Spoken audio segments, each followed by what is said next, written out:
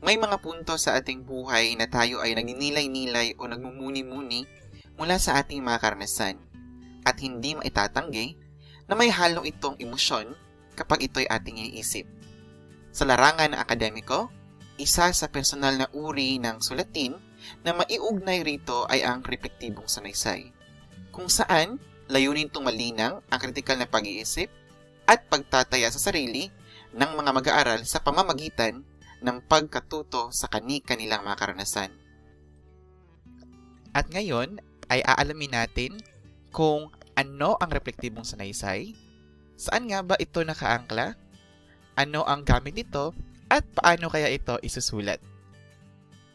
Ang pinakakahulugan ng reflektibong sanaysay ay ito ay karanasan na nagsusulat. Kasama ang mga katotohanan ng kanyang karanasan ang pagsagot sa mga katanungan na kung sino, ano, saan, kailan, at paano. Bilang dagdag, mayroon itong damdamin o emosyon ng manunulat ng sanaysay batay sa kanyang pagmumuni-muni sa kanyang karanasan. Ang pinakamahalagang mabasa din sa reflektibong sanaysay ay kung paano niya ito nabigyan ng maayos na pag-iisip, pagmumuni-muni, at kung paano nabigyang tugon o solusyon ang mga suliranin sa kanyang mga karanasan. Ang mga karanasan din niya ay nagsasala ng mga mahalagang natutuhan o aral at naaanalisa rin kung ano ang kakulangan o kamalian ng manunulat upang higit na maging mabuti, maunlad, at maayos ang kanyang pakikitungo sa lipunan, kapwa at sarili. Masasabi din na ang reflektibong sanaysay ay isang uri ng meditasyon dahil inuunawa na nagsusulat ang kanyang mga naranasan na kung saan ito ay kapupulutan ng aral at halaga sa pagdaloy ng buhay. Tungkol naman sa haba ng reflektibong sanaysay, nakasalalay ang mga ito sa tuntunin ng guro o sino mang may awtoridad na nagpapagawa ng sanaysay. Mayroong mga pagkakataon na 500 salita lamang ang hinihingi at may pagkakataong aabot ng 1,000 salita sa pagsusulat nito. Kung walang habang hinihingi, laging tandaan na ang pinakamahalaga ay ang lalim at laman ng isinusulat ng sanaysay. Ang isang reflektibong sanaysay ay binubuo ng 3 elemento: ang karanasan, sarili, at kaalaman. Una, ay kinakailangan mong banggitin ang iyong mga nakalipas na karanasan at kasalukuyang karanasan, at ang iyong kaalaman sa nakalipas at kasalukuyang karanasan. Pangalawa naman is pag-isahin ang kaalaman at karanasan na ito upang makabuo ng ideya sa sarili, sapagkat ito ang pinakamahalaga sa sanaysay dahil ito ay napapatungkol sa iyo bilang paksa. Atin itong papalawakin sa mga sumusunod na konsepto o proseso sa pagsusulat ng sanaysay na ito. Ang gamit ng reflektibong sanaysay ay nahahati sa 2 aspekto. Una, ikaw bilang isang autor sa reflektibong sanaysay, kung saan ipapakita mo ang iyong ideya sa iyong guro sa pamamagitan ng pagbabanggit sa iyong mga suliranin o pagsubok sa buhay, mga nakalipas at kasalukuyang karanasan, at upang maipakita mo kung paano ka naging matagumpay dahil dito. Ang ikalawang aspekto naman is ang iyong guro, dahil sila ang nagtataya at bumabasa sa mga refleksyong inyong isinusumite na ipinapagawa sa akademiko. Kinakailangan nilang masuri kung ano ang nilalaman, paano mo isinusulat ang mga sanaysay, at ang mga bokabularyong iyong ginagamit.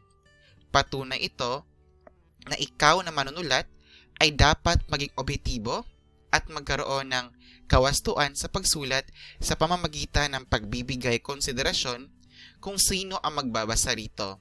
At dahil ito nga ay refleksyon, ito lang ang inyong guro. Kinakailangan mong alamin kung ano ang pamantayan na kanyang titingnan o gagamitin upang magkaroon ka ng gabay kung paano mo isusulat ang reflektibong sanaysay ng tama. Nagbigay ng mga sumusunod na tips sa pagsulat ng refleksyong papel si Maggie Martens. Una ay ang mga iniisip at reaksyon, kung saan kailangan munang maitala ang mga iniisip at reaksyon sa mga karanasan o binasa. Maaring humugot mula sa personal na karanasan, ngunit huwag umasa sa mga ito dahil marapat na ibatay ang papel sa reaksyon at refleksyon sa material na paksa. Ang ikalawa naman ay ang buod. Hindi rin simpleng buod ng refleksyong papel. Ang ideya nito ay makasusulat ng isang sanaysay na naglalarawan ng mga reaksyon at pagsusuri ng isang binasa. Higit na formal ito sa isang journal entry, kaya hindi angkop ang paggamit ng informal na wika at anyo. At ang pinakahuli ay ang organisasyon. Kailangan may organisasyon pa rin ang pagsulat ng reflektibong papel o reflektibong sanaysay. Ugaliin na mayroon itong panimula, gitna, at wakas na bahagi. Makikita natin dito ang reflektibong siklo mula kay Gibbs 1988. Upang mapagtagumpayan ang mga layunin sa pagsulat ng reflektibong sanaysay, ay kinakailangan nating sundin ang reflektibong siklo na ito. Ang description at nararamdaman ay ilalagay sa mga unang bahagi ng sanaysay. Sunod naman ay ang evaluasyon at analysis, kung saan ito ay makikita sa gitnang bahagi, at ang konklusyon at planong gawain or action plan ay ilalagay sa huling bahagi ng reflektibong sanaysay. Ngayon ay palawakin natin ang bawat bahagi ng siklo. Una ay ang description. Kinakailangan na itanong muna ng manunulat sa kanyang sarili kung kaya niya bang mabigyan ang mga mambabasa ng mga tiyak na pangyayari. Ano ang mga pangyayaring ito? Sino ang mga kasabwat? Kailan ito nangyari? Saan ito nangyari? Bakit at paano ito nangyari? Sunod naman ay ang nararamdaman. Ito ang pagsagot sa katanungan na kung ano ang iyong nararamdaman at naiisip or nasa isip sa karanasang iyon. Ang sunod naman ay ang evaluasyon. Ito ay sumasagot sa sanaysay kung ano ang maganda at masama tungkol sa karanasang iyon. Sinasagutan ito ng manunulat upang mapagtimbang niya kung dapat ba siyang magpasalamat, dapat ba siyang malungkot o maging masaya tungkol sa karanasang iyon. At ang analysis. Ito ay napapatungkol sa pagsagot ng manunulat sa tanong na paano mo mabibigyan ng kabuluhan ang sitwasyon? Ano ang natutunan mo mula dito? Ano ang nararamdaman mo tungkol dito? Binago ka ba dito? At bakit? At ang konklusyon, ito ay sumasagot kung ano sana ang dapat mong ginawa sa sitwasyon o karanasang iyon. At ang pinakahuli naman ay ang planong gawain or action plan na kung saan ito ay sumasagot sa tanong na ano ang iyong gagawin kung muli itong nangyari? O anong bagong kaalaman at kasanayan ang maaari kong mailapat o magamit sa kaparehas na sitwasyon upang ito ay madali mong mabigyang solusyon or upang mapagtagumpayan mo ang partikular na problemang ito. Ngayon ay mayroon akong iprepresentang isang halimbawa na reflektibong sanaysay at tukuyin ninyo kung nagpapakita ba ito sa 6 na siklo. Aling bahagi kaya ang description?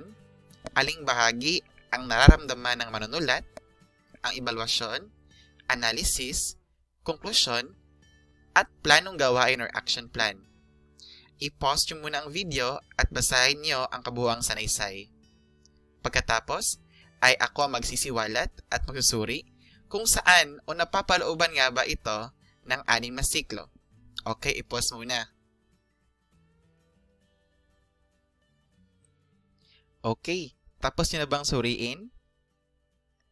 Kung iniisip nyo na ang mga naunang talata ay kombinasyon ng deskripsyon at nararamdaman, kayo ay tama sapagkat sinasagutan nito ang mga katanungang ano ang nangyari, sino ang kasabwat, kailan ito nangyari, saan ito nangyari, bakit at paano ito nangyari, at ano ang naramdaman at naisip sa karanasang iyon. At ito ay makikita sa unang kulay dito sa bahaging ito. Kulay asul. Sa ikalawang kulay naman, sa talatang ito naman ay nakapaloob ang ebalwasyon sapagkat ito'y nagpapaliwanag sa magaganda at masamang nangyari ng manunulat. At sa ikatlong kulay naman, ang kulay berde, ito ay napapatungkol sa analysis na bahagi ng siklo sapagkat sinasagutan nito ang katanungan kung paano nabigyang kabuluhan ang sitwasyon. Ano ang kaniyang natutunan mula rito at ano ang naramdaman ng manunulat tungkol dito at paano siya binago ng karanasang ito. At sa pinakahuling talata ay ang konklusyon at planong gawain sapagkat nagpapaliwanag ito sa kung ano sana ang dapat na ginawa sa sitwasyon o karanasang iyon at ano ang dapat niyang gawin kung muli itong mangyayari sa kanya. Ang mga konseptong ito ay yan lamang sa mga pamamaraan upang maging epektibo sa pagsusulat ng reflektibong sanaysay. At dito nagtatapos ang ating talakayan. Maraming salamat.